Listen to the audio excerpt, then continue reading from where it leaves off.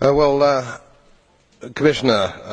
Mr. President, I rise again, I am afraid, to make the same old hoary speech that I have been making here for several years, and that is, it is my opinion that you do not really understand the concept of banking. All the banks are broke. Bank Santander, Deutsche Bank, Royal Bank of Scotland, they are all broke. And why are they broke? It isn't an act of God. It isn't some sort of tsunami.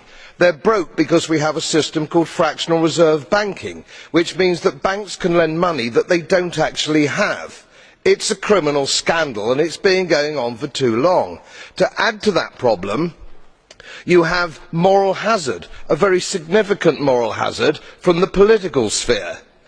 And most of the problem starts in politics and central banks, which are part of the same political system. We have counterfeiting, sometimes called quantitative easing, but counterfeiting by any other name. The artificial printing of money, which if any ordinary person did, they'd go to prison for a very long time. And yet governments and central banks do it all the time. Central banks repress the amount of interest that rates are, so we don't have the real cost of money.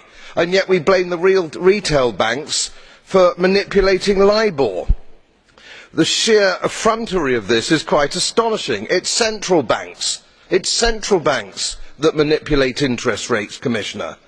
And plus, underneath all this, we talk loosely, in a rather cavalier fashion, do we not, about deposit guarantees. So when banks go broke through their own incompetence and chicanery, the taxpayer picks up the tab. It's theft from the taxpayer. And until we start sending bankers, and I include central bankers and politicians, to prison for this outrage, it will continue.